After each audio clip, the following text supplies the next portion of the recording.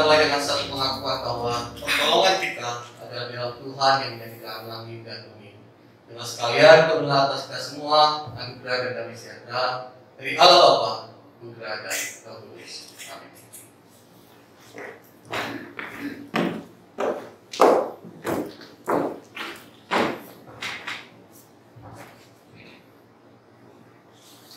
Aku akan memuji nama Allah dengan nyanyian, mengagungkan Dia dengan nyanyian syukur.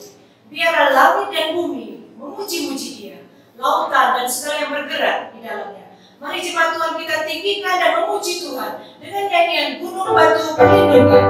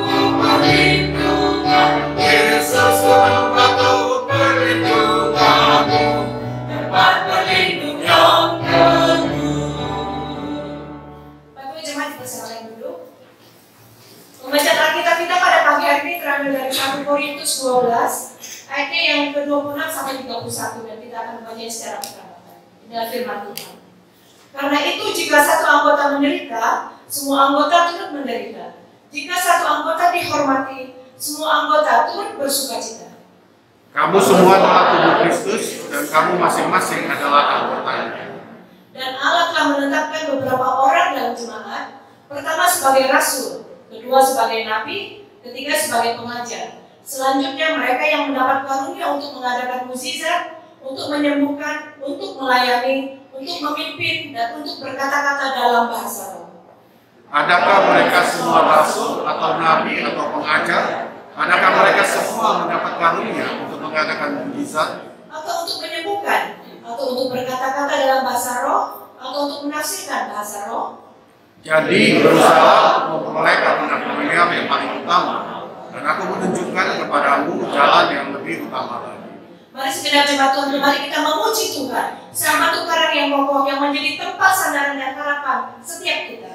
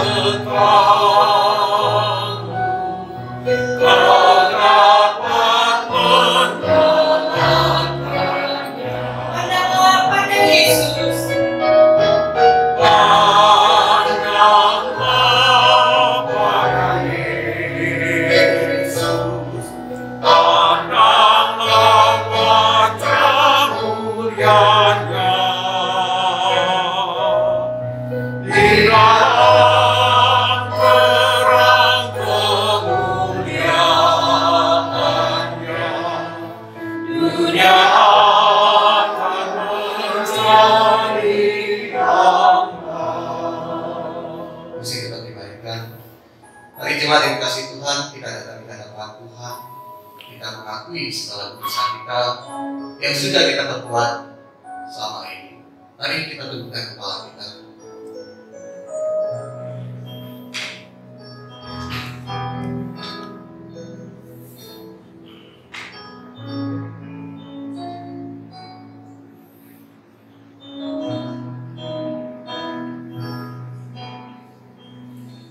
Di dalam Yesaya 43 ayat 25 firman Tuhan berkata demikian. Akulah dia yang menghapus dosa pemberontakanmu, karena aku sendiri dan aku tidak mengingat-ingat dosa. Berdiri kami datang di hadapan kami sadar bahwa kami adalah orang yang berdosa, kami tidak layak di hadapan. Tapi kami tahu bahwa Tuhan mengampuni dosa kami dan tidak mengingat-ingat dosa kami. Karena itu Tuhan pagi hari ini kami memberanikan diri untuk datang mengakui segala dosa kami. Dan kami percaya bahwa Tuhan mengampuni dosa. Dan kami rindu Tuhan mengingatkan kami kembali supaya kami tidak jatuh lagi di dalam dosa yang selama ini kami perbuat. Kami rindu hidup kami sungguh-sungguh boleh untuk Engkau Tuhan. Terima kasih. Kami berdoa dalam nama Yesus Kristus. Amin.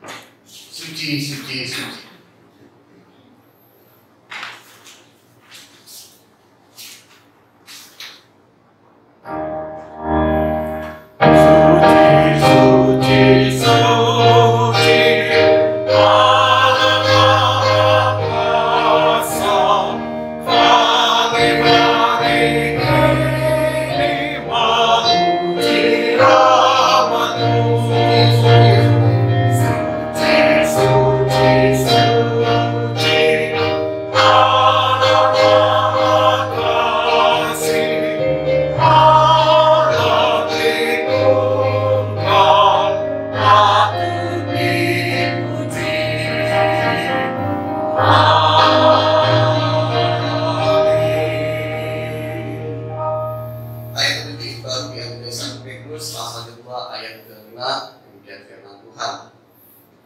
Dan biarlah kamu juga dipergunakan sebagai batu hidup untuk pembangunan suatu rumah rohani bagi satu imam kudus untuk mempersembahkan persembahan rohani yang karena Yesus Kristus berkenan kepada Allah. Mari bersama-sama kita akan mengakui iman kita seperti pengakuan iman asli yang berbunyi demikian. Aku percaya kepada Allah, Bapa yang Maha Kuasa, langit dan bumi, dan kepada Yesus Kristus, Anaknya yang tunggal, Tuhan kita, yang diatur daripada Roh Kudus, lahir dari anak darah Maria, yang menderita sengsara di bawah pemerintah Pontius Pilatus, disalibkan, mati dan dikuburkan, turun ke dalam kerajaan maut. Pada hari yang ketiga, bangkit pula dari antara orang mati, naik ke surga, duduk di sebelah kanan Allah, Bapa yang Maha Kuasa.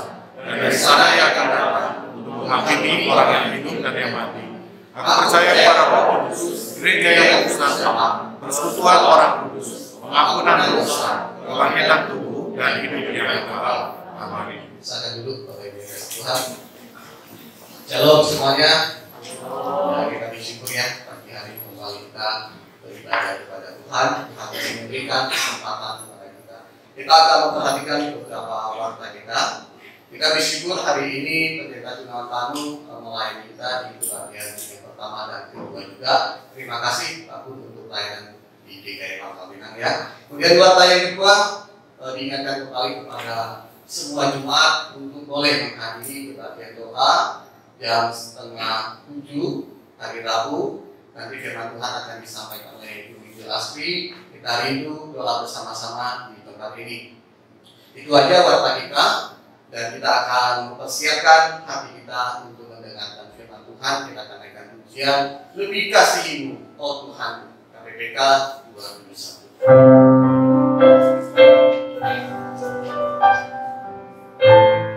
Mari kita katakan lebih kasih yang Tuhan. Lebih kasih-Mu ya Tuhanku.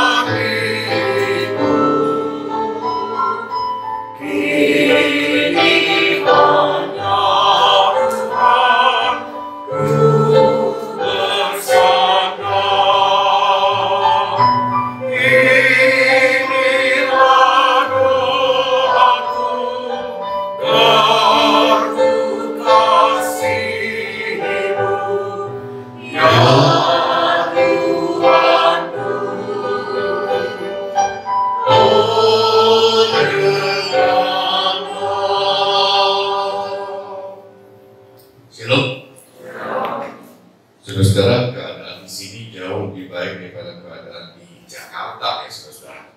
Di Jakarta kita kebaktian baru dihadiri oleh kapasitas 900, tapi kita batasi jemaatnya 150. Jadi berapa persen? 15% saja ya saudara-saudara ya. Kita di sini puji Tuhan sudah Tuhan izinkan untuk hadir semua, sudah puji Tuhan. Ya, mari kita berdoa terlebih dulu. Bapa di surga, terima kasih di hari reformasi tahun ini ya Tuhan. Kami boleh datang on-site di rumah Tuhan, bersama-sama beribadah, bersama-sama kami akan mendengarkan firman Tuhan. Berbicaralah pada kami ya Tuhan. Terpuji nama Tuhan, firman Tuhan disampaikan, Roh Kudus yang bekerja. Dalam nama Yesus Kristus kami berdoa. Amin. Baik, saudara-saudara. Saudara, ini adalah hari reformasi ya. Kita temanya baca Alkitab, saudara. Ya. Saya ditanya dulu, siapa yang tidak punya Alkitab?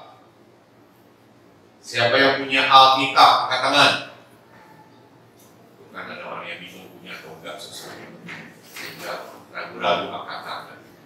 Yang lucunya banyak orang punya Alkitab tapi tidak di. Oke. Siapa di sini yang tidak baca Alkitab? Angkat tangan. Oh, berarti semua udah baca. Begitu nggak usah dikotakkan. Semua sudah baca. Yang lucunya adalah banyak orang yang punya Alkitab di HP, tapi sebulan sekali pun tidak dibuka, saudara-saudara. Ya, kita tiap hari buka WhatsApp, betul? Kalau saya tanya, siapa di sini yang tidak tiap hari buka WhatsApp? Angkat tangan. Nggak ada kan tiap hari buka WhatsApp kan? WhatsApp itu adalah perkataan dari teman kita, betul? Perkataan dari saudara keluarga kita, betul? Oke, jadi di sini tidak ada yang sehari pun tidak buka WhatsApp. Tapi saya ingin tanya saudara-saudara, siapa di sini yang tiap hari baca Alkitab di HP-nya atau di buku Alkitab? Jadi kita lebih menghargai perkataan Tuhan atau perkataan teman? Halo? Halo? Kita lebih menghargai perkataan teman atau perkataan Tuhan? Itu masalahnya. Ayo sama-sama baca. 2, 3. Segala tulisan yang diilhamkan Allah memang bermanfaat untuk mengajar, untuk menyatakan kesalahan, untuk memperbaiki kelakuan, dan untuk mendidik orang dalam kebenaran. Oke, saudara-saudara, 3 hal. 1. Orang merasa tidak perlu baca Alkitab. Ada yang begitu di sini? Yang kedua, orang bosan baca Alkitab. Yang ketiga, orang baca Alkitab tapi makin jauh dari Tuhan. Nah, saya tidak tahu di antara saudara ada nggak yang termasuk 3 kategori orang ini. Yang pertama, merasa tidak perlu baca Alkitab, padahal Alkitab itu bermanfaat untuk tadi apa? Segala tulisan yang diilhamkan Allah memang bermanfaat untuk mengajar, saudara. Lalu untuk menyatakan kesalahan, untuk memperbaiki kelakuan, untuk terakhir mendidik orang dalam kebenaran. Saudara, ini Alkitab sangat penting. Orang-orang pada saat ini tidak hanya mementingkan IQ, tapi juga EQ. Dan EQ itu sangat dipengaruhi oleh kerohanian kita, oleh sikap hidup kita, dan Alkitab sangat berperan untuk mengajar kita, menyatakan kesalahan kita, memperbaiki kelakuan kita dan mendidik kita dalam kebenaran. Tapi mengapa ada orang yang merasa tidak perlu baca Alkitab? Kenapa, saudara? Karena jawabannya simpel. Karena orang itu merasa sudah baik. Oke? Karena merasa sudah baik, tidak perlu diajar. Karena sudah merasa baik, tidak perlu dikoreksi kesalahannya. Karena apa? Karena memang tidak ada kesalahan dalam kehidupannya. Karena sudah baik, dia tidak perlu memperbaiki kelakuannya. Karena memang kelakuannya sudah baik. Dan dia merasa tidak perlu mendapatkan didikan untuk hidup dalam kebenaran. Karena dia sudah hidup dalam kebenaran. Jadi orang merasa tidak perlu membaca Alkitab karena dia merasa sudah baik. Padahal ada pepatah dalam bahasa Indonesia, tidak ada gading yang tidak retak. Betul? Jadi intinya sebenarnya, saudara-saudara, kenapa orang merasa tidak perlu baca Alkitab? Karena dia sombong. Karena dia menilai diri dia di atas kenyataan yang sebenarnya. Saya ingin tanya di antara kita, saudara-saudara, apakah di antara kita sudah ada yang hidupnya cukup baik di hadapan Tuhan? Kata cukup aja, saudara-saudara, sudah mengerikan. Apalagi kalau saya katakan siapa di sini yang betul-betul sudah baik di hadapan Tuhan? Sempurnanya kita sebagai manusia, termasuk saya pendeta, pasti, saudara-saudara, ada kesalahan. Pasti ada kelakuan yang mesti tetap diperbaiki, saudara-saudara. Pasti tetap harus dididik untuk hidup dalam kebenaran. Itu pasti. Tapi ada orang yang sombong, yang menganggap bahwa dirinya sudah baik dan tidak memerlukan Alkitab sama sekali. Karena itu dia tidak membacanya. Saudara-saudara, saya ingin tanya, kata kunci dari 2 Timotius 3:6 adalah segala tulisan yang diilhamkan Allah. Diilhamkan Allah artinya para penulis itu dikuasai oleh Allah, dalam hal ini Roh Kudus, sehingga apa yang ditulis tidak ada salahnya. Atau dengan kata lain, apa yang ditulis sempurna. Mengapa bisa sempurna? Karena penulis dikuasai oleh Allah Roh Kudus yang sempurna, sehingga tulisannya menjadi sempurna, saudara-saudara. Sehingga ketika kehidupan kita, saudara-saudara, yang katanya kita merasa sudah baik, tapi dibandingkan dengan Alkitab yang sempurna, saudara, maka kehidupan kita itu jauh di bawah Alkitab. Masih terlalu banyak yang bisa kita pelajari dari Alkitab untuk menyatakan kesalahan kita, untuk memperbaiki kelakuan kita, untuk mendidik kita dalam kebenaran. Karena kita tidak sempurna. Dan Alkitab adalah sempurna. Saudara-saudara, bahkan firman Tuhan mengatakan apa? Sama-sama baca. Karena semua orang telah berbuat dosa dan kehilangan kemuliaan Allah. Saudara-saudara, semua orang sudah berbuat dosa dan kehilangan kemuliaan Allah. Karena itulah, sebagai orang yang berdosa dan orang yang kehilangan kemuliaan Allah, maka kita harus hidup oleh Roh. Dan dikala kita mau hidup oleh Roh, maka hidup kita juga harus dipimpin oleh Roh. Roh Kudus saudara memimpin kita untuk apa? Roh Kudus memimpin kita untuk melakukan kebenaran. Dan kebenaran itu saudara-saudara diajarkan oleh Alkitab. Kebenaran itu saudara-saudara adalah salah satu fungsi daripada Alkitab, mendidik kita dalam kebenaran. Saudara-saudara, sehingga dikala kita mau hidup oleh Roh, maka kita juga harus hidup dipimpin oleh Roh. Kata di sini saudara-saudara, kata hidup itu dalam present tense dan dipimpin juga present tense. Jadi saudara, kita harus saat ini, besok juga, besok, lusa, di mana kita hidup saudara, selalu harus hidup dipimpin oleh Roh dan selalu harus hidup oleh Roh.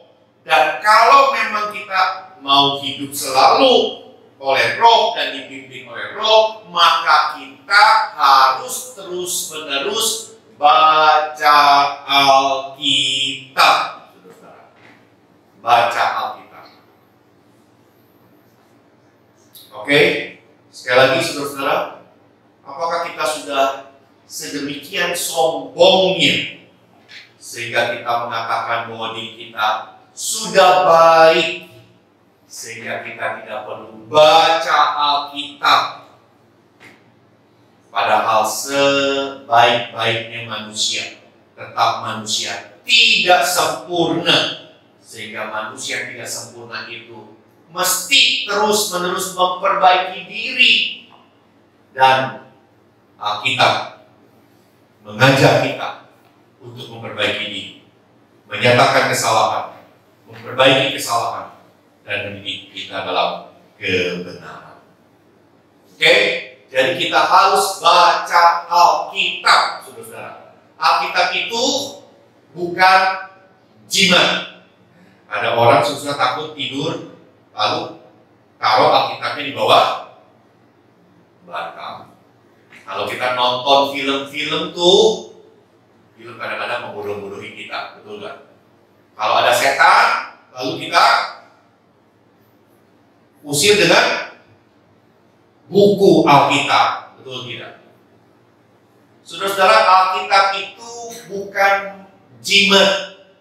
Saya katakan buku Alkitab itu tidak ada gunanya kalau tidak dibaca.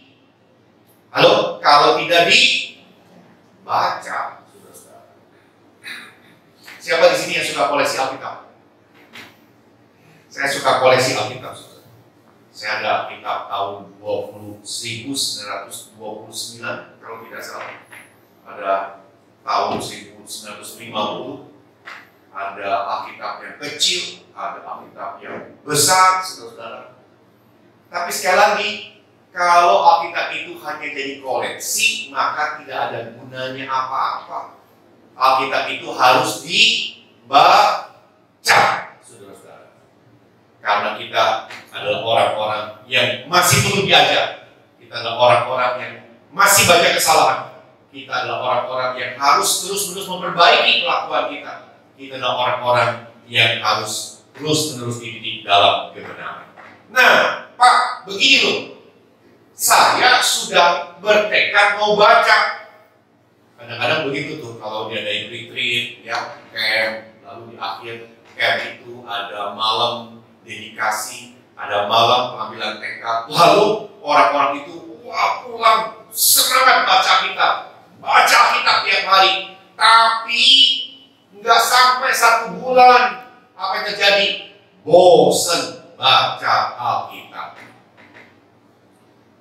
Oke, saya ingin tanya, Anda nggak ada Alkitab? Baca tiap hari. 1 bulan?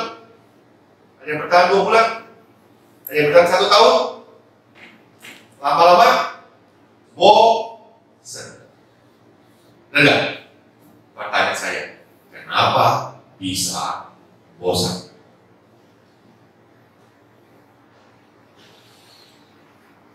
Di sini cuma banyak guru ya. Siapa yang guru di sini?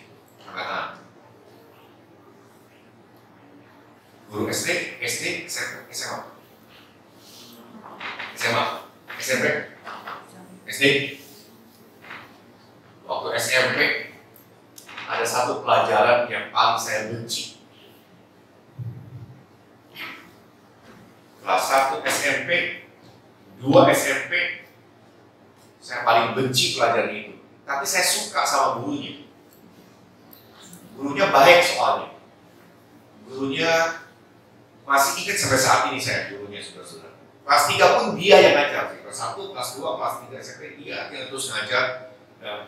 Baik sekali. Tapi 1 dan kelas 2 saya benci sekali pelajaran dia. Pelajaran apa? Biologi. Saya benci sekali. Saya tidak tahu kurikulum sekarang. Kenapa saya benci sekali pelajaran biologi? Karena belajarnya protozoa, amuba, saudara-saudara. Waktu itu saya pikir, lihat aja belum pernah, saudara-saudara. Apa hubungannya dengan saya? Lihat aja belum pernah. Kalau pelajaran biologi bosennya setengah mati, saudara-saudara. Saya lagi mikir nanti manfaatnya apa buat saya. Betul-betul membosankan. Tapi di SMP itu juga ada satu pelajaran yang paling saya suka, saudara-saudara. Pelajaran apa? Pelajaran apa? Biologi. Tapi kelas 3 SMP. Jadi kelas 1 dan kelas 2 saya paling benci biologi. Kelas 3 saya paling suka biologi. Kenapa? Gurunya sama loh. Ayo, kenapa? Yang saya tebak. Karena waktu kelas 3 SMP kita belajar tentang tubuh manusia. Saya ngerti waktu itu, oh kenapa saya mesti pakai kacamata minus. Saya mulai mengerti, oh kenapa kalau telat makan itu sakit perutnya. Saya mulai mengerti sekarang saudara-saudara, oh kenapa harus begini, begitu dan lain sebagainya. Karena apa? Belajar tentang sesuatu yang berhubungan dengan kita. Oke? Jadi poin saya, saudara-saudara, kenapa orang bosan baca Alkitab?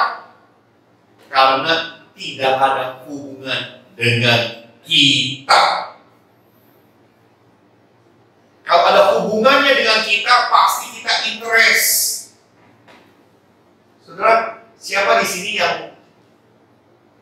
suka terima iklan-iklan di Instagram, iklan-iklan di Facebook, iklan-iklan bahkan di WhatsApp? Siapa yang suka terima, saudara? Waktu dibuka, ada iklan, betul tidak? Saudara-saudara, dulu, zaman dulu, saudara-saudara, seringkali iklan-iklan itu sama sekali tidak menarik perhatian kita. Kenapa? Kita sama sekali tidak pernah mikirin barang itu. Kita sama sekali nggak pernah melihat barang itu. Tahu-tahu ada iklannya, lalu kita lihat tidak? Tidak, saudara-saudara. Apa hubungannya dengan kita? Mikir aja nggak pernah untuk beli barang itu, betul tidak? Tapi sekarang dengan teknologi yang luar biasa, iklan-iklan itu muncul selalu berhubungan dengan kita. Setidak-tidaknya mungkin kita pernah search barang itu. Setidak-tidaknya kita pernah mau beli barang itu. Lalu itu ditangkap oleh Google, mungkin waktu kita search pakai Google, lalu Google memberitahu saudara-saudara bahwa barang-barang ini yang kita lihat, barang-barang ini yang kita search, dan nanti iklan itu semua berhubungan dengan apa yang kita lihat dan kita search. Saudara-saudara, seringkali dulu saya bosan sekali terima iklan-iklan itu, gak ada hubungannya sangat-sangat dengan saya. Tapi sekarang saya ingat, kok baru kemarin saya search barang ini, kok sekarang sudah ada iklannya di HP saya. Wah, saya interest sekali. Kenapa? Karena memang saya lagi cari barang ini. Saudara-saudara, kita bosan baca Alkitab karena sering kali kita baca, tapi saudara, kita baca bukan untuk diri kita. Alkitab itu mengajar. Mengajar siapa? Bukan kita. Alkitab itu menyatakan kesalahan. Kesalahan siapa? Bukan kesalahan kita. Alkitab itu memperbaiki kelakuan. Kelakuan siapa? Bukan kelakuan kita. Alkitab itu mendidik orang dalam kebenaran. Orangnya siapa? Bukan kita, saudara-saudara. Begini loh, saudara-saudara. Baca kitab itu selalu harus dihubungkan dengan kita. Kalau sudah baca sekarang, lalu sudah baca, ini apa hubungannya dengan kita ya? Nggak ada kayaknya. Ya udah ditutup aja Alkitabnya. Besok baca lagi, ini apa hubungannya? Nggak ada hubungannya, tutup. Sudah, saudara. Lama kelamaan bosen. Kenapa? Kita membaca sesuatu yang tidak ada hubungannya dengan kita. Itu masalahnya, saudara-saudara. Seringkali kita juga punya sikap yang sama kalau dengan khotbah. Banyak orang mengatakan, oh Pak, khotbah Bapak bagus. Tapi, nah kalau dari tapinya saya ngeri, saudara-saudara. Kalau khotbah Bapak bagus, titik bagus, saudara. Tapi khotbah Bapak bagus, tapi sayang. Waduh, sudah mulai mau copot jantung, saudara. Ayo, kira-kira titik-titik itu apa? Khotbah Bapak bagus, tapi sayang. Apa? Tapi sayang apa? Kenapa? Membosankan. Siapa? Ya, aku sayang Pak, suami saya nggak datang. Itu khotbah Bapak relevan sekali sama suami saya. Loh, relevan dengan ibu? Enggak, itu buat suami saya. Khotbah Bapak bagus, aduh tapi sayang Pak, mertua saya mesti datang deh Pak. Itu khotbah buat dia benar-benar. Loh, jadi khotbahnya bukan buat ibu. Wah, saya sih udah baik, gitu kan? Saudara tiap minggu sudah datang, tapi khotbahnya tidak ada hubungan dengan saudara. Bosan nggak, saudara? Bosan nggak? Bosan lama-lama dengan sesuatu yang ada hubungannya dengan saudara. Sebenarnya saya tanya, Alkitab yang saudara baca itu ada hubungannya nggak dengan saudara? Sebenarnya khotbah yang saudara dengar itu ada hubungannya nggak dengan saudara? Sebenarnya ada. Sebenarnya ada. Cuma saudara tidak sadar. Atau saudara tidak berusaha untuk menghubungkannya dengan kehidupan saudara. Saudara malah mikir suami saudara nggak datang. Saudara malah mikir mertua saudara nggak datang. Ini dan kaitannya dengan nomor satu. Kenapa? Karena kita sudah merasa baik dan kita merasa suami kita yang belum baik. Kita merasa kita sudah baik, yang belum baik itu mertua kita. Jadi yang mesti dengan khotbah itu bukan kita, tapi mereka tuh yang belum baik. Kita sih sudah baik. Jadi akhirnya khotbah itu membosankan. Kenapa? Nggak ada hubungannya sama kita, saudara-saudara. Itu masalahnya. Ada orang yang memilih, aduh bosan. Pak Pendeta, nggak ada tema lain. Khotbahnya jangan bohong, jangan bohong, jangan bohong. Dari sekolah minggu juga udah tahu kita tidak boleh bohong. Oke? Jadi kenapa nih? Kenapa dulu? Oh, dia merasa dia sudah tahu tidak boleh bohong. Yang kedua, dia merasa dia nggak pernah bohong kok. Kenapa dikhotbahin terus mesti bohong? Betul nggak? Jadi akhirnya itu khotbah udah relevan buat saya udah tahu dan saya tidak pernah berbohong. Oke? Pulang saudara-saudara, perutnya lapar, lalu dia pengen makan yang enak.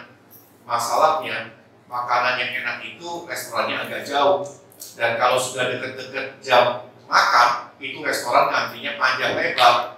Jadi akhirnya dia cepat-cepat saudara selesai kebaktian, Udah berkat, amin-amin belum selesai, dia udah keluar. Keluar dia cepet-cepet, saudara naik mobil, cepet-cepet, saudara, secepat mungkin dah sampai restoran. Dan akhirnya dia lalai. Lampu stopan sudah merah, dia tetap jalan. Celakanya ada polisi. Oke? Itu celakanya. Jadi susah saya kasih tahu sama saudara. Kalau lampu sudah merah, boleh jalan terus tidak? Halo? Boleh nggak? Boleh, kalau tidak ada polisi. Itu kan orang Indonesia tuh, teorinya begitu, saudara-saudara. Teori yang salah. Tapi sekarang celakanya ada polisi. Dan dia tidak pikir panjang. Lalu dia cepet-cepet buka itu kaca jendela polisi, belum tanya apa-apa. Dia sudah sadar, dia terobos lampu merah, lalu dia ngomong, "Pak, sorry Pak, cepet-cepet Pak, ada yang sakit." Gitu. Polisinya lihat dia begitu begitu nervous, begitu khawatir. Sebenarnya khawatirnya bukan karena ada orang sakit sih ya, karena khawatirnya di stop polisi. Polisi kan wajahnya khawatir, gugup, jadi betul-betul dia pikir betul ada yang sakit. Hanya polisi mengatakan, "Ya baik Pak, nanti lain kali jangan hati-hati ya, jangan terobos lagi lampu merah." Lalu dia jalan lagi, di hatinya bilang, "Puji Tuhan." Saya ingin tanya apa yang terjadi, saudara? Baru dia dengar khotbah jangan bohong. Tapi sekarang dia sudah bohong. Karena dia merasa itu khotbah bukan buat saya, dia tidak pernah simpan itu dalam hati, dan dia tidak pernah ingat-ingat untuk dilakukan dalam kehidupan sehari-hari. Sehingga walaupun dia dengar khotbah jangan bohong, nggak sampai 1 jam bohong dia, saudara-saudara. Jadi sebenarnya nggak ada pembacaan Alkitab yang tidak relevan dengan kita. Tidak ada khotbah yang tidak relevan dengan kita. Yang ada adalah kita merasa tidak relevan. Kita merasa tidak ada hubungan. Padahal sebenarnya saudara, kalau kita mau merendahkan diri di hadapan Tuhan, saudara-saudara, baca Alkitab itu bermanfaat untuk mengajar kita, bermanfaat menyatakan kesalahan kita, bermanfaat untuk memperbaiki kelakuan kita, bermanfaat untuk mendidik kita dalam kebenaran. Tapi seringkali kita ini tidak mau merendahkan hati di hadapan Tuhan. Jadi saudara-saudara, satu hal yang saya katakan, jangan saudara tutup itu Alkitab yang saudara baca sebelum saudara tahu apa hubungannya dengan hidup kita. Jadi kalau baca Alkitab sudah selalu harus pikirkan, melalui bacaan ini apa ya kesalahan saya yang mau dikoreksi? Melalui bacaan ini apa ya yang saya harus perbaiki, saudara-saudara? Melalui bacaan ini bagaimana ya supaya saya bisa jadi orang yang lebih benar? Jadi sudah baca Alkitab itu, baca dan kaitkan dengan kehidupan kita. Celakanya kalau baca Alkitab, kita seringkali buru-buru. Asal baca, amin, tutup langsung pergi karena sudah terlambat. Itu masalahnya, saudara. Akhirnya lama-lama apa? Bosan. Lama-lama bosan. Saudara, sama-sama baca. 2, 3. Baca Alkitab dan kita harus tahu apa hubungannya dengan diri kita sendiri. Oke? Jadi yang pertama kita harus baca Kitab. Yang kedua, kita tidak akan bosan kalau kita selalu menghubungkan pembacaan dan khotbah yang kita dengar dengan diri kita sendiri. Yang ketiga, orang baca Kitab tapi bukan makin dekat dengan Tuhan, makin jauh dengan Tuhan. Sama-sama baca. 2, 3. Jadi jika seseorang tahu bagaimana ia harus berbuat baik, tetapi ia tidak melakukannya, ia berdosa. Tahu dari mana? Karena saudara, waktu dia baca Kitab, waktu dia dengar khotbah, dia tahu kan Tapi saya tahunya hanya di kepala, di otak. Dia tahu. Lalu dia tahu nggak dia salah? Oh, mungkin dia tahu. Karena waktu dia baca kitab, waduh, ini kena saya. Waktu dengar khotbah, waduh, ini saya banget nih. Tapi hanya sekedar tahu saya salah, tahu mestinya benar ini. Tapi saudara, dia tidak mau memperbaiki kesalahannya. Itu masalahnya, saudara. Dan dia tidak mau dididik untuk hidup dalam kebenarannya. Dia tetap hidup seperti biasanya dia, saudara.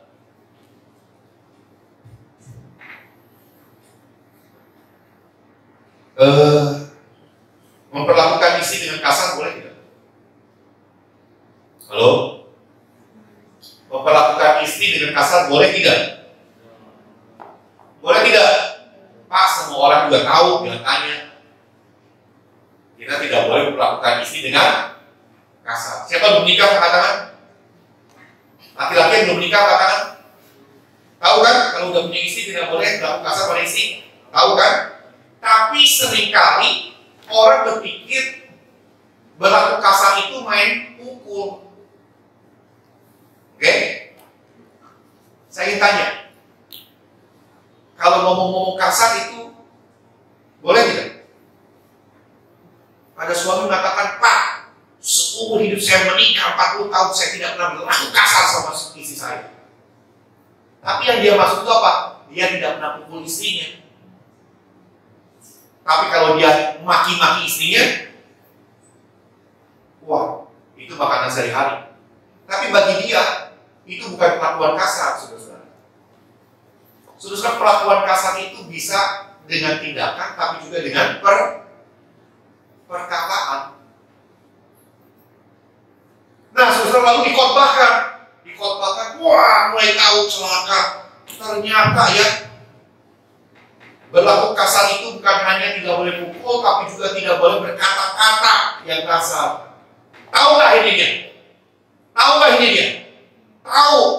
Akhirnya dia tahu nggak kalau dia salah? Tahu. Tapi setelah pulang, dia perbaikinya kesalahannya. Itu masalahnya. Dia tidak mau perbaiki kesalahannya. Dan dia tidak mau belajar hidup dalam kebenaran. Saudara-saudara, jadi ini orang tahu tapi tidak melakukannya. Sehingga firman Tuhan mengatakan apa? Jika kamu tahu tapi tidak melakukannya, itu berarti kamu dosa. Saudara-saudara. Dan kita tahu dosa itu merusak hubungan kita dengan Tuhan. Semakin banyak dosa, hubungan kita semakin rusak dengan Tuhan.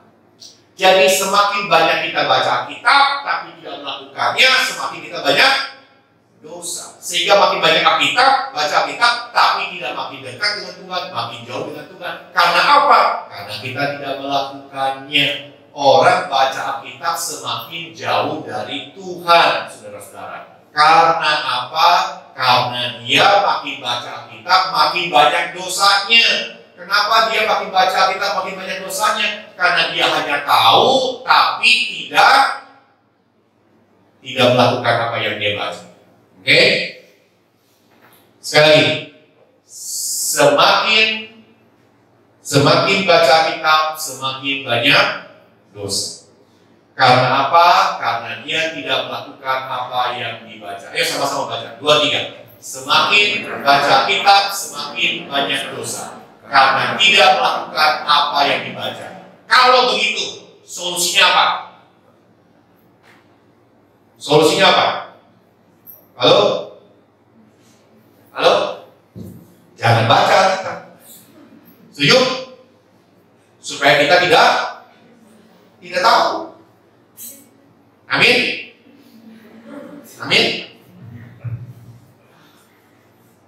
Saudara, tidak baca Alkitab juga semakin berdosa.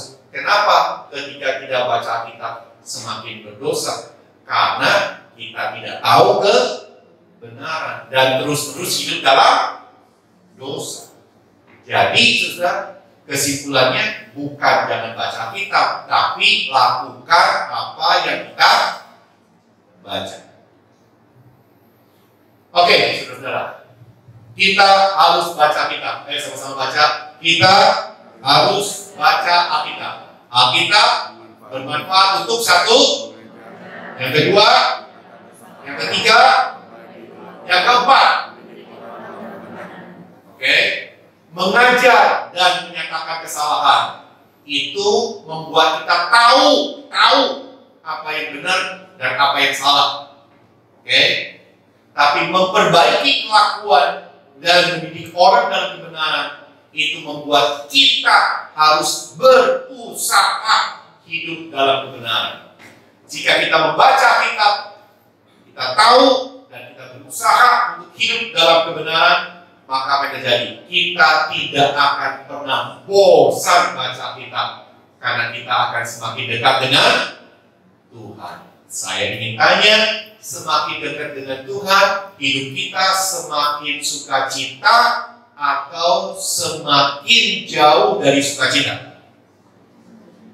Halo? Semakin dekat dengan Tuhan, hidup kita semakin bahagia atau semakin jauh dari kebahagiaan? Oke? Dan saya ditanya, apa yang dicari orang? Apa yang dicari orang? Saudara-saudara, yang dicari orang itu bukan uang, tapi bahagia. Setuju nggak? Tapi orang berpikir banyak uang pasti bahagia. Enggak, saudara-saudara. Banyak uang belum tentu bahagia. Istri-istri, saya ingin tanya ya sama istri-istri, siapa di sini yang datang sama suami angkat tangan? 1, 2, cuma 2 orang yang datang sama suami, 3 orang, 4 orang, 5 orang, cuma 5 orang. Yang lain suaminya kemana? Oh, belum bersuami. Istri-istri, Anda lebih bahagia suami banyak uang atau sedikit uangnya? Halo? Halo? Ya? Banyak uang atau sedikit uang?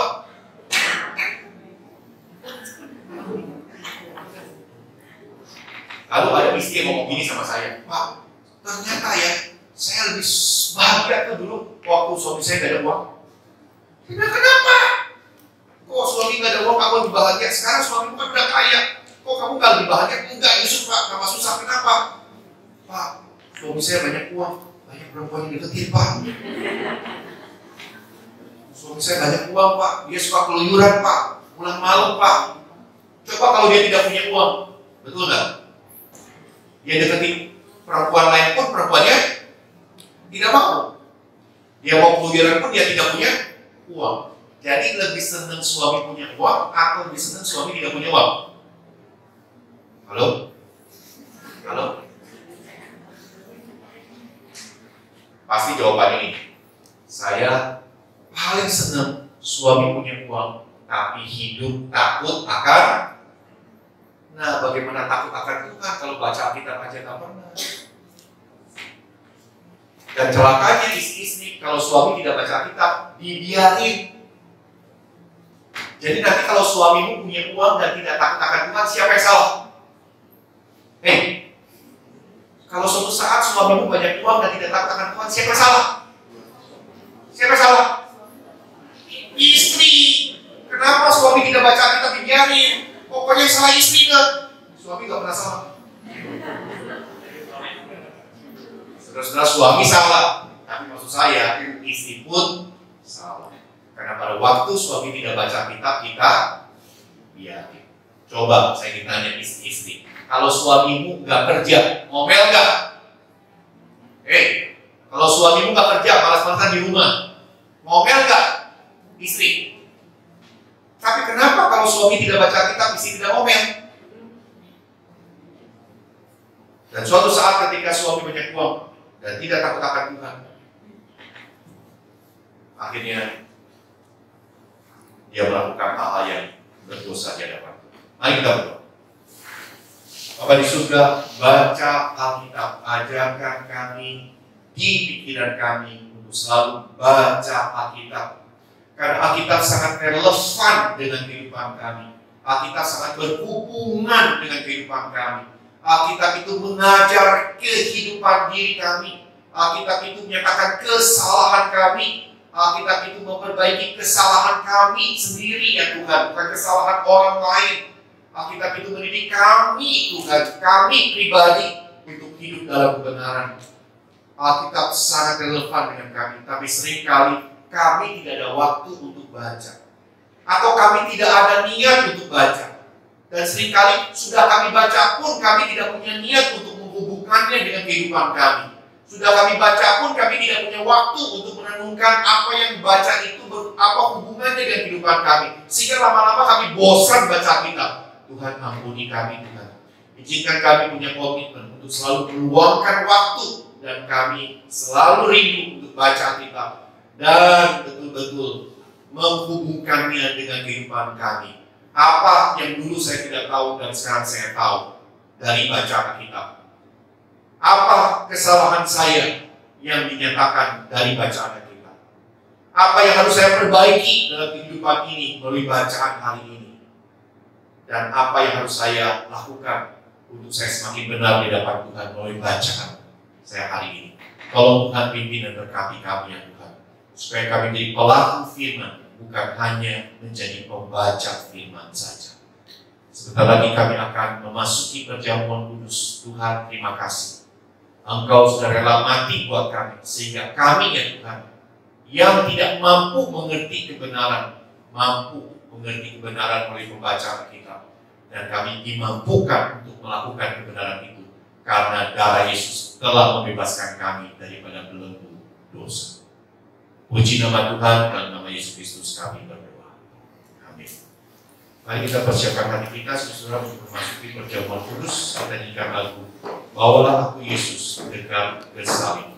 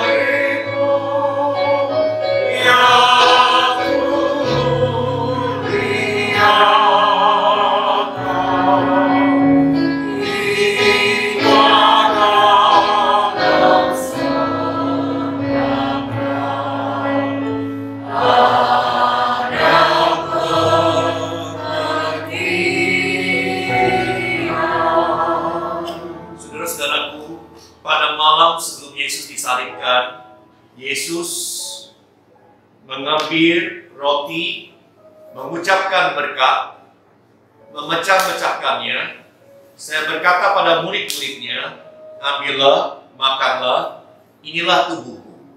Jadikanlah ini peringatan akan daku. Diambilnya cawan, mengucap syukur, seraya berkata pada murid-muridnya, ambillah, minumlah, inilah cawan berisikan darah untuk pengampunan dosa bagi banyak orang. Jadikanlah ini peringatan akan daku. Saudara-saudara yang sudah dibaptis atau menerima CD, silakan mengambil roti terlebih dulu, kemudian cawan, kemudian berdoa. Bagi mereka yang telah dibaptis dewasa atau CD, silakan ambil roti dan cawan, kemudian saudara berdoa.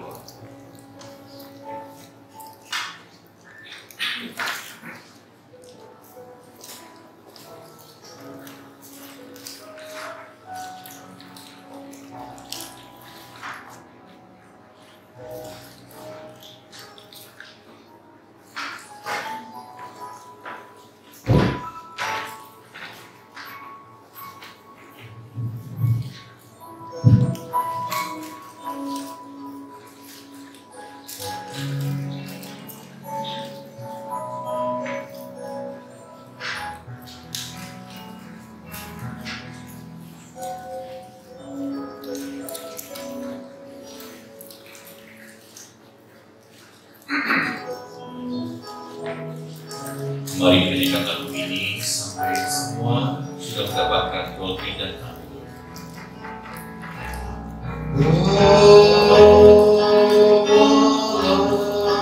Oh, Yesus,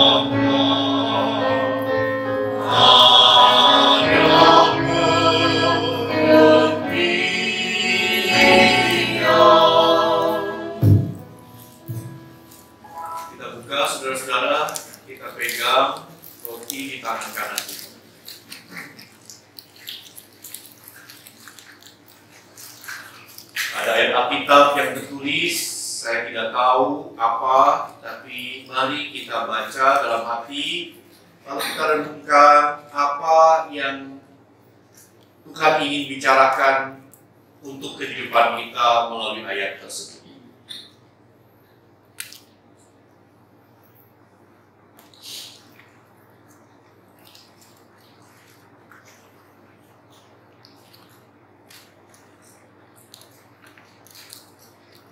Bapa di surga, ampuni kami. Seringkali kami merasa diri sudah baik dan tidak perlu baca Alkitab. Bapa di surga, ampuni kami. Seringkali kami baca Alkitab, tapi kami tidak menghubungkannya dengan diri kami. Ketika kami baca Alkitab, kami tidak berpikir apa yang harus saya koreksi dalam kehidupan saya. Apa yang harus saya lakukan melalui bacaan Alkitab yang saya baru baca ini. Tuhan ampuni kami jika selama ini kami baca, tahu, tapi tidak melakukannya, sehingga kami berdosa di hadapan Tuhan. Tuhan ampuni, Engkau mati untuk mengampuni dosa kami. Ampunilah kami ya Tuhan. Dan lihatlah kami yang komit mulai saat ini baca Alkitab dan menghubungkannya dengan kehidupan kami dan melakukannya setiap hari. Mari kita terima roti ini bersama-sama.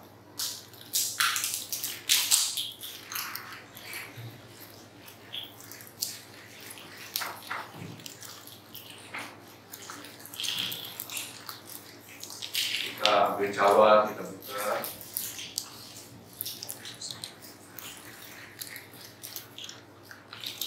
Bapa di surga, ampuni kami, sekali lagi kami yang malas baca Alkitab. Ampuni kami yang baca tapi tidak melakukan apa yang difirmankan. Ampuni kami Tuhan, kami bertekad hidup dalam kebenaran firman Tuhan. Mari bersama-sama terima cawan ini.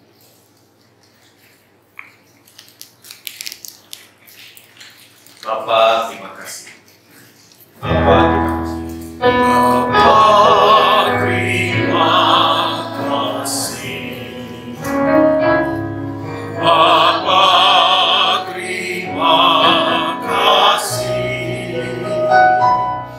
Bapa di dalam surga, puji terima kasih.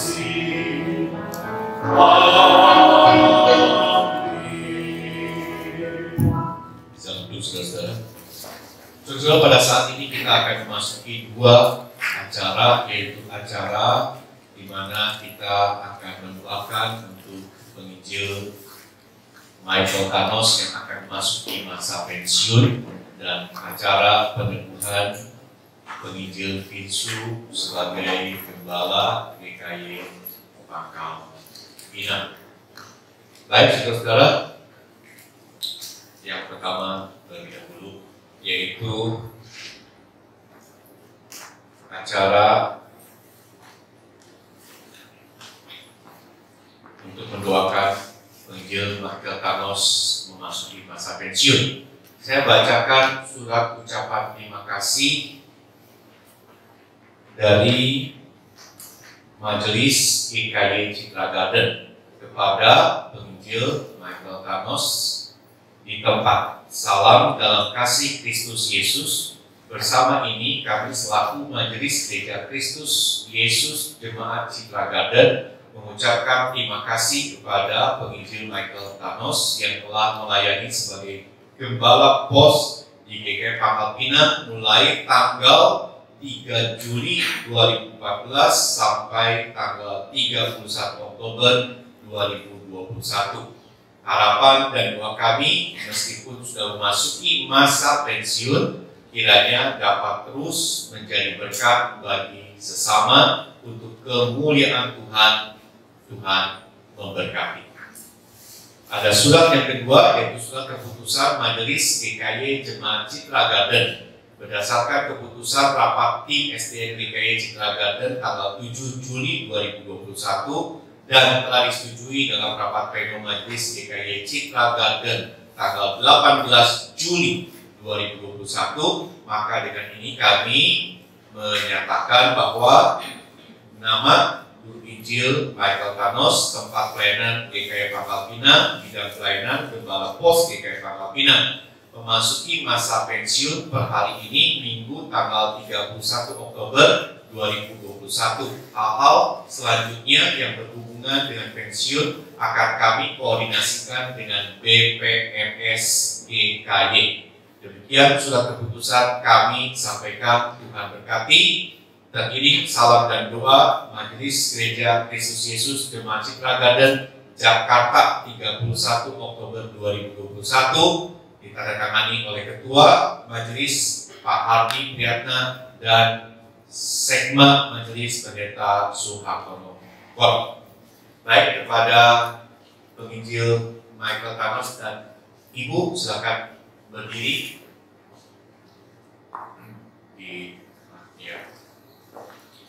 Baik, saudara-saudara, kita sama-sama berdoa untuk penginjil Michael Thanos. Bapa di surga, kesetiaan melayani telah dibuktikan oleh hamba-Mu, penginjil Michael Thanos bersama dengan istri. Setiap saat dia ingat statusnya sebagai seorang hamba dari Tuhan. Tuhan, pada saat ini secara organisatoris kami GKY Citra Garden telah menyatakan bahwa sesuai dengan tata gereja GKY, penginjil Michael Thanos memasuki masa pensiun. Tapi kami yakin dan percaya itu adalah semata-mata secara organisatoris, tetapi dalam hati penginjil Michael tetap melayani Tuhan seumur hidupnya karena dia telah mempersembahkan dirinya sebagai hamba Tuhan seumur hidupnya.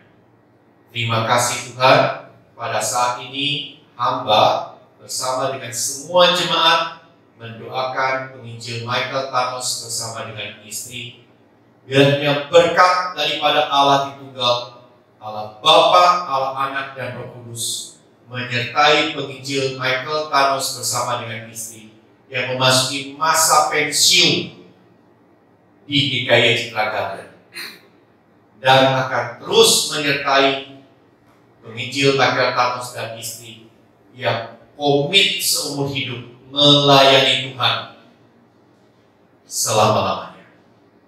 Amin. Baik, kepada penginjil Michael Thanos saya serahkan surat keputusan dari Majelis GKI Citra Garden dan sekaligus memberikan kenang-kenangan dari GKI Citra Garden.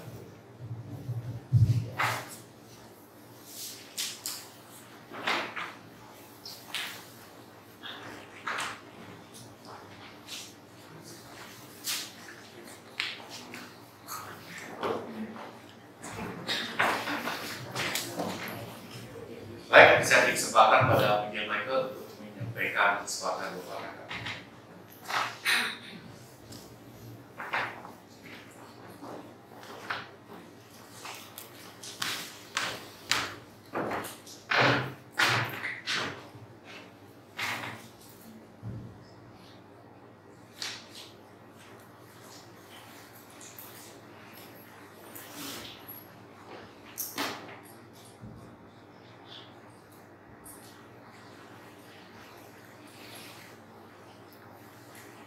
Saudara sekalian,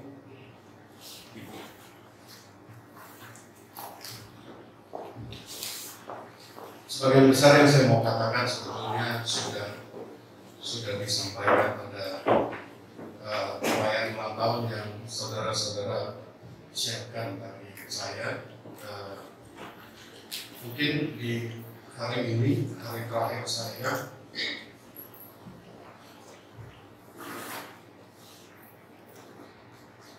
saya ingin cuma mengingatkan kembali pada status kita sebagai anak-anak Tuhan. Kita bukan sekedar orang Kristen, tetapi kita adalah anak Tuhan, umat Tuhan, warga kerajaan Allah. Hiduplah sesuai dengan status itu. Firman tadi sudah mengingatkan supaya kita baca Alkitab. Ini yang selalu saya tekankan. Karena hanya melalui Alkitab kita diberi pedoman untuk menjadi anak-anak Tuhan yang hidup benar dan baik. Bukan sekedar baik, tapi benar. Biarlah kita senantiasa hidup di dalam kebenaran itu. Bertumbuhlah terus. Kita tidak akan bisa hidup dengan baik sebagai anak Tuhan kalau kita tidak bertumbuh. Itu saja yang menjadi pesan saya.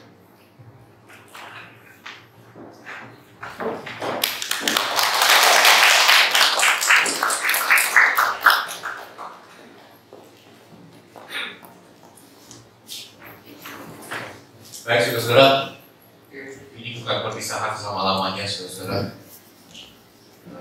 Pak Michael, kalau Pak Michael berkenan, tahun depan pasti kita akan undang untuk Pak Michael khotbah di tempat ini.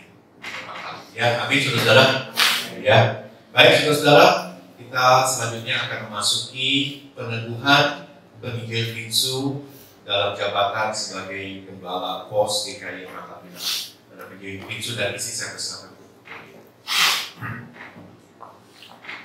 Baik, saudara-saudara, dasar peneduhan. Kita berhimpun di tempat ini hendak meneguhkan saudara Vinsu Hermandes ke dalam jabatan Gembala GKI Jemaat Pos Pangkal Pinang. Saudara Vinsu Hermandes dan saudara-saudara yang hadir sini, dengarkanlah firman Tuhan menjadi dasar pelayanan seorang gembala.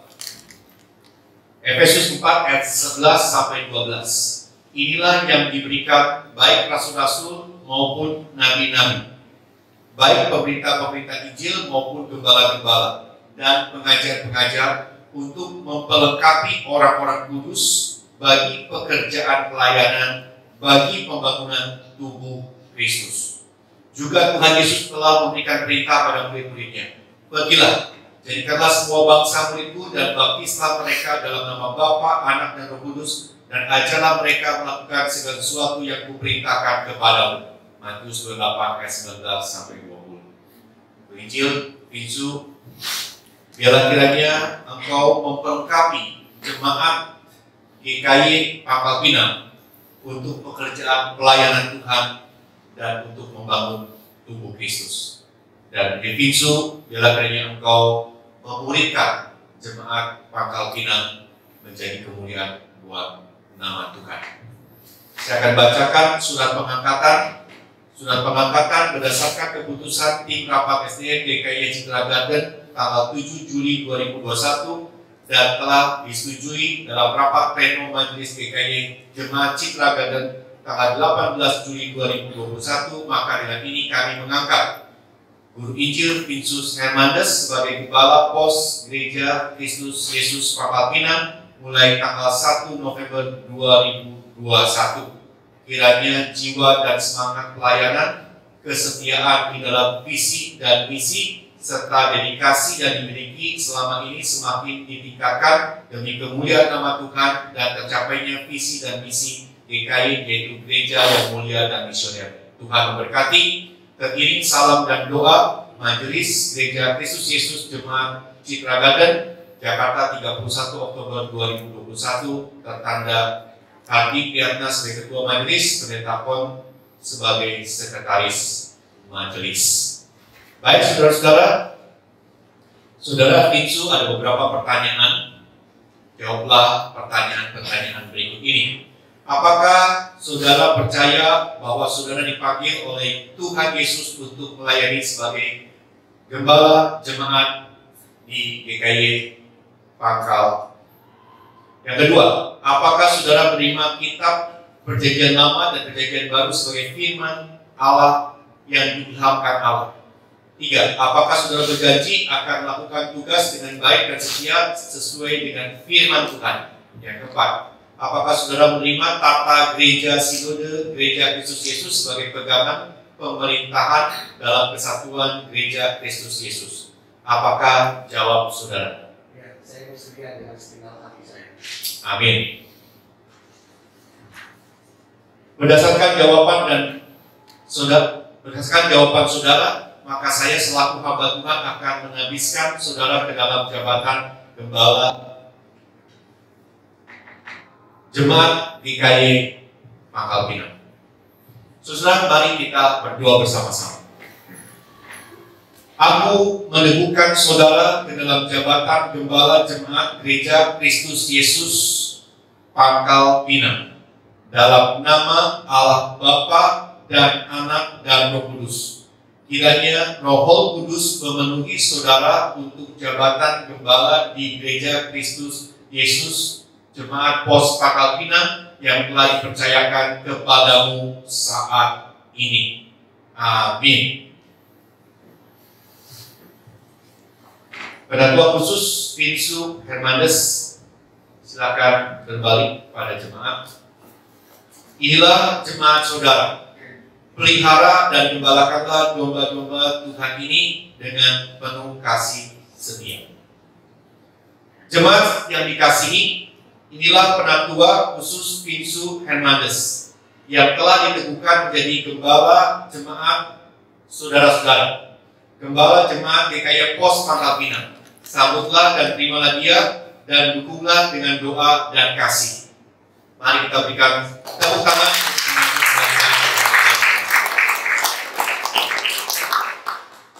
Jadi Pinsu bersama dengan istri, persilakan untuk kembali. Belum disuruh. Saya akan serahkan sudah pengangkatan ini kepada penampilan Pinsu.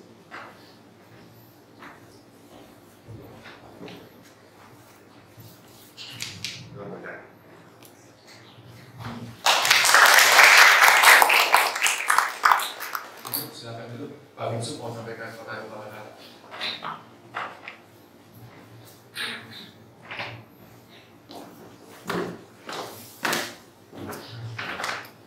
Ya, pertama-tama saya mengucap syukur ya kepada Tuhan. Tuhan memberikan satu kesempatan yang besar kepada saya untuk melayani sebagai gembala di pos GKY Pangkal Pinang ini, dan saya mohon dukungan doa dan kerjasama supaya pekerjaan Tuhan semakin lebih besar lagi di tempat ini. Ya, itu mungkin yang bisa saya sampaikan. Kita terus bekerjasama, berdoa bersama untuk pekerjaan Tuhan di tempat ini. Dari pelajar yang bisa saya sampaikan, Tuhan memberkati kita semua.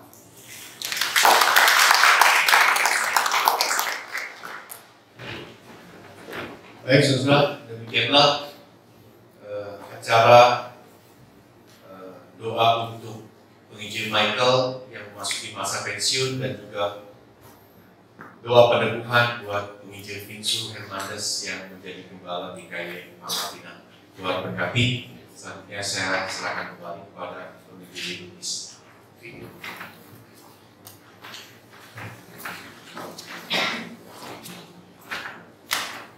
Sebelum kita memberikan persembahan, kita saksikan video ya dari Ketua Majelis GKI Citrakan. Saya persilakan dulu. Bapak Ibu, saudara-saudari yang kami kasihi di dalam Kristus Yesus, Shalom. Puji dan syukur kita panjatkan kepada Tuhan kita, di mana kita boleh diberi kesempatan pada hari ini untuk berbakti dan beribadah kepada Tuhan kita. Tanpa terasa sudah 8 tahun sejak perintisan gereja ini, hamba Tuhan yang mengembalakan dan melayani gereja GKI Pangkal Pinang, Bapak Gereja Michael Thanos, akan mengakhiri masa pelayanannya. Kita bersyukur selama pelayanan beliau telah menanamkan nilai-nilai kekristenan yang benar, dan dengan konsisten beliau telah menyelesaikan pelayanannya dengan setia hingga saat ini. Banyak hal-hal yang kita sadari bahwa pelayanan yang dilakukan beliau tidaklah mudah dan banyak menghadapi tantangan-tantangan baik dari dalam maupun dari luar. Kita bersyukur Tuhan telah memakai hambanya sehingga gereja Tuhan terus bertumbuh dan diberkati. Kami dari gereja GKI Citra Garden yang menaungi gereja POS GKI Pangkal Pinang sangat bersyukur dan berterima kasih atas pelayanan daripada Pak Michael dalam pengembalaannya di GKI Pangkal Pinang ini. Memang perjalanan waktu yang demikian cepat tidak dapat dihindari, di mana hari ini Pak Michael akan memasuki masa pensiunnya. Berat untuk kami GKI Citra Garden untuk melepaskan Pak Michael, tapi karena ketentuan gereja pusat kita, yaitu Sinode Gereja Kristus Yesus, di mana masa usia pensiun dibebaskan dalam ikatan pelayanannya di lingkungan GKI. Tapi kita percaya bahwa pelayanan untuk Tuhan tidak dibatasi oleh usia. Selama kita ada di dunia ini dan Tuhan masih memberi kesempatan kepada kita untuk melayani, pelayanan akan terus berlanjut. Demikian pula Pak Michael, saya yakin dan percaya Tuhan terus akan memakai beliau di mana saja Tuhan tempatkan dan Tuhan kehendaki. Kami senantiasa tetap selalu mendukung akan pelayanan beliau selanjutnya. Sekali lagi kami ucapkan terima kasih dan selamat atas dedikasi, komitmen dan kesetiaan Pak Michael dalam pelayanannya menggembalakan jemaat di GKI Pangkal Pinang selama ini. Pada saat ini kami juga dari jemaat GKI Citra Garden mengucapkan selamat kepada Bapak Penginjil Vinsu Hernandez yang akan melanjutkan pelayanan daripada Pak Michael mengembalakan pos PI GKI Pangkal Pinang ini.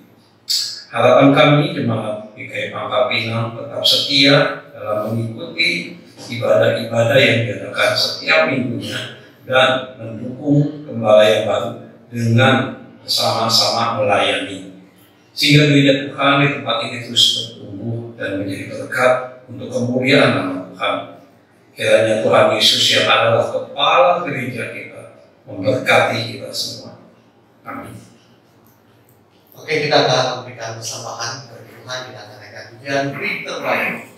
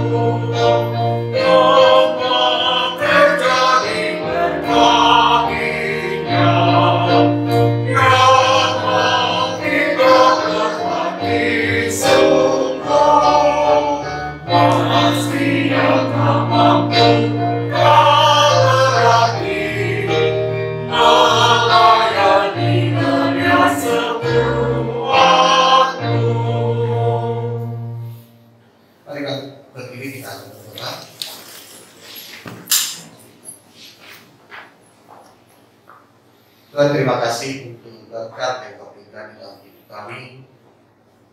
Dan pada saat ini Tuhan, kami masih diberikan kesempatan untuk memberikan persembahan bagi gereja Tuhan.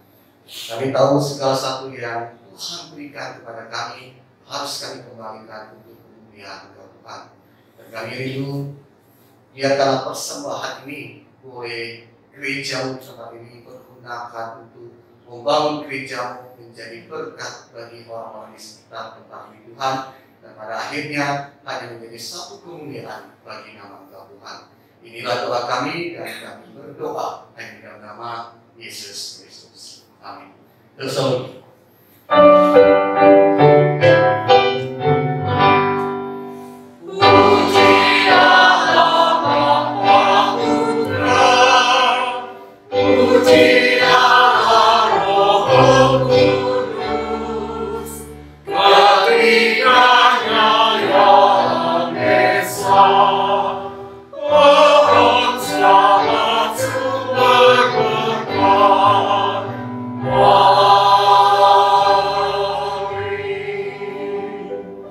sebelum doa berkat, saya melihat Penginjil Michael sudah siap untuk secara simbolis serah terima jabatan sebagai gembala kepada Penginjil Vincent. Saya persilakan.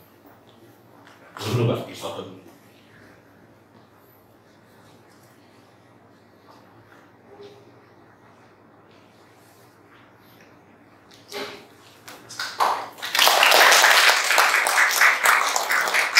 Pak Michael besok akan berangkat ke Jakarta ya, jam 9.20 ya.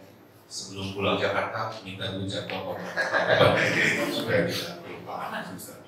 Baik saudara, kita minta Penginjil Michael untuk doa berkat buat teman.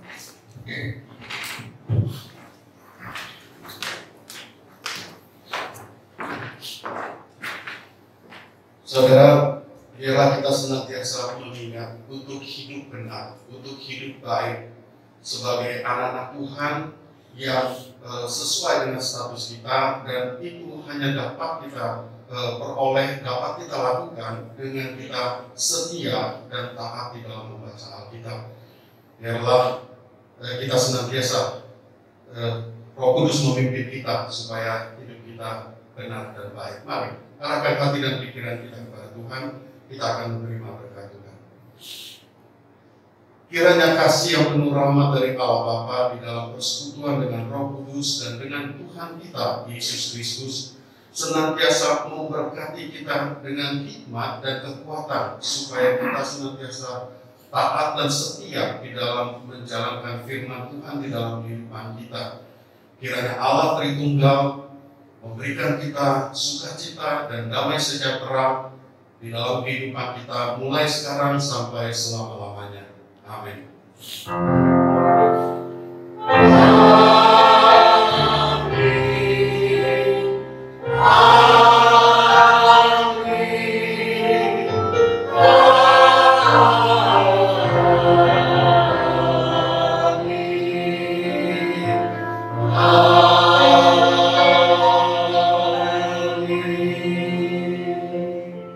Silakan duduk, saudara sekalian.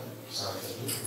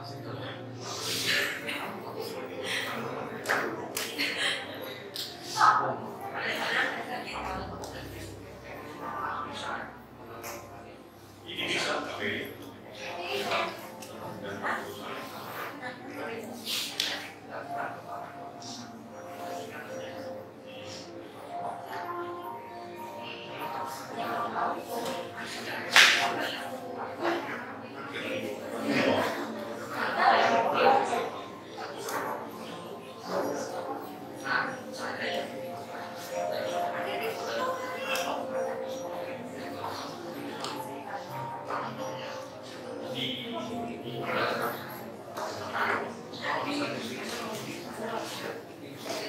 you.